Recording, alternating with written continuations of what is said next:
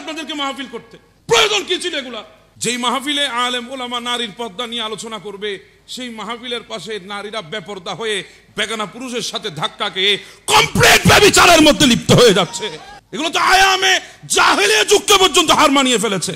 এখানে আলেম ওলামা বসে আছেন, যদি একটা লজ্জা যদি ভুল বলি আমি আপনাদের এখান থেকে এক সেকেন্ডের জন্য আর দাঁড়াবো না, সোজা চলে যাব। যদি কোরআন সুন্নাহ মোতাবেক যদি বলে থাকি, আপনি যত বড় হোক না কেন আপনাকে কথা মানতেই হবে। কি পেয়েছেন এগুলা? আমি অনেক সময় নিষেধ করি, আমাকে এই ধরনের মাহফিলের দাওয়াত দিবেন না। প্রয়োজন ছিল না দ্বীনের মাহফিলটা সাজিয়ে এভাবে তামসা করা। একদিকে গুনাহগার হচ্ছেন মেলার নাম দিয়ে অবাধ মেলামেশার আয়োজন করে, আরেকদিকে গুনাহগার হচ্ছেন মাহফিলের নামে এক ধরনের এক অভিনয় করার কারণে। যে আল্লাহর ওলির ওরসের নাম দিয়েছেন, খোদার কসম করে বলেন ওই আল্লাহর ওলি গরিবে নামাজের সিরতের মধ্যে কশিন কালেও আপনি এই ধরনের একটা পরিবেশ দেখতে পাবেন। আপনারা কি করলেন? এটা মাহফিলে মানুষ আসুক না আসুক, এটা তার ব্যক্তিগত ব্যাপার, এটা একান্ত তার ব্যক্তিগত ব্যাপার। আমি ধরে ধরে কাউরে জান্নাতে ঢুকাইতে পারবো না। কিন্তু মাহফিলের মজলিসের আদব যদি রক্ষা করতে না পারেন, মজলিসের বেহুরমতি যদি আপনি করেন, এগুলো কোন মজলিস আপনারা জানেন? বিন্দু পরিমাণ ধারণা আছে? আপনি প্যান্ডেল সাজিয়ে বসে গেছেন, মনে করছেন এটা মাহফিল সাজিয়ে দিয়েছি। এটা কোন ধরনের মজলিস আপনার আইডিয়া নাই। এই একটা মজলিসের জন্য আল্লাহর জমিনের মধ্যে অসংখ্য ফেরেশতা মসজিদ থেকে মাগরিব, সেমাল থেকে জুনুব পর্যন্ত দিক বিদিক ঘুরে বেড়াচ্ছে এই ধরনের একটা মজলিসের তালাশের জন্য। যখন এই ধরনের মজলিস পেয়ে যায়, ফেরেশতারা পাকনা বিছিয়ে নূরানি ডানা বিছিয়ে আল্লাহর বান্দাগুলার মাথার উপরে রহমত নাজিল করতে থাকেন। তখন আমার আল্লাহ ডাক দিয়ে জিজ্ঞাসা করে, মা ইয়াকুলু ইবাদি, ও ফেরেশতা আমার বান্দাগুলা কি বলতেছে এখানে বসে বসে? মা ইয়াকুলু ইবাদি, বান্দা কি বলছে?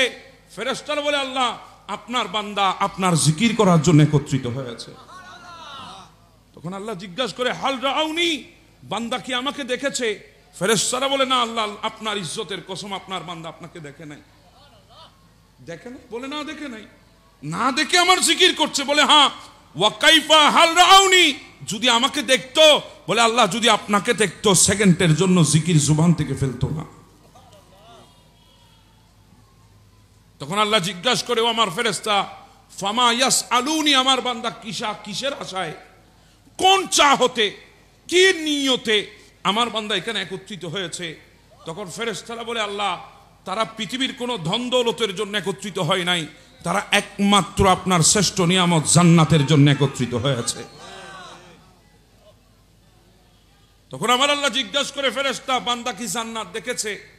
বলে না আল্লাহ জান্নাত বান্দা দেখে নাই। বলে না দেখে জান্নাতের আশা করছে? বলে হ্যাঁ। যদি দেখতো?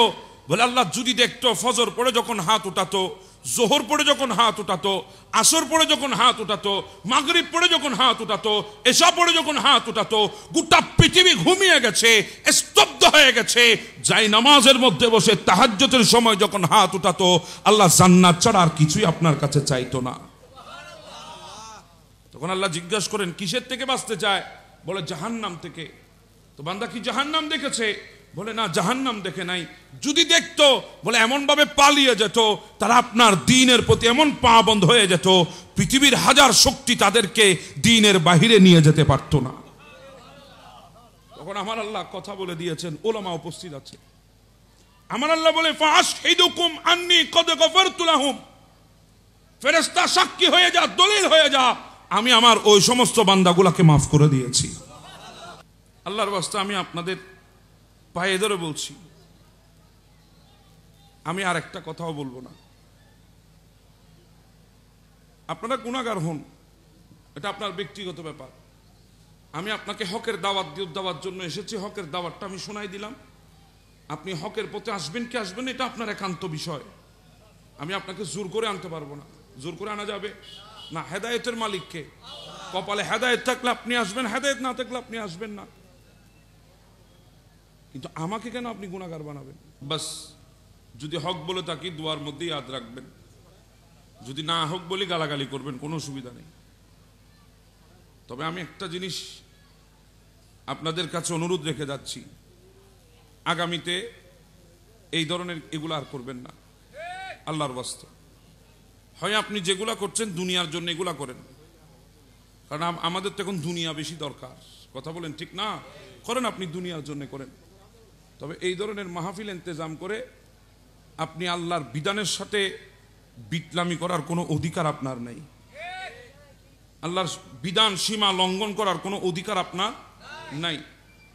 আমার কথা সহজ এবং স্পষ্ট কথা। বাস আমি বিদায় নিচ্ছি। আপনারা দোয়া করবেন আমার জন্য, আমিও দোয়া করব আপনাদের জন্যে। মনে থাকবে আপনাদের কথা ইনশাআল্লাহ। আল্লাহ পাক আমাদের যদ্দূর আসার সুযোগ হয়েছে, আমিও যতক্ষণ এসেছি, আল্লাহ আমাদের আশাকে কবুল করুক। আল্লাহ পাক আমাদের তকদিরে যদি রাখে আল্লাহ হেদায়েত দান করুক। আমিন। ওয়া আখির দাওয়ানা আনিল হামদুলিল্লাহি রাব্বিল আলামিন। আসসালামু আলাইকুম ওয়া রাহমাতুল্লাহি ওয়া বারাকাতুহু।